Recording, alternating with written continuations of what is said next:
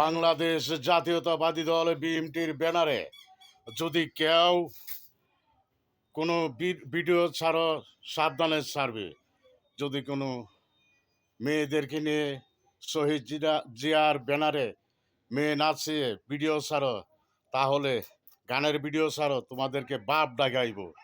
আমি খলিল আহমেদ বলছি, তোমরা বিএমটি করো ভালো কথা, তোমরা আজে বাজে ভিডিও ছাড়লে তোমাদেরকে কঠোর শাস্তি দেওয়ার ব্যবস্থা করা হবে।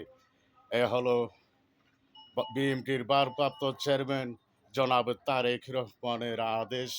আপনারা অক্ষরে অক্ষরে পালন করবেন, নতুবা আপনাদেরকে দল থেকে একেবারে বাদ দেওয়া হবে। বুঝছেন? আপনারা মনে মনে সেটা চিন্তা করবেন, কি করবেন আপনারা মনের অভিরুচি। আর এর বেশি আমি কিছু বলবো না।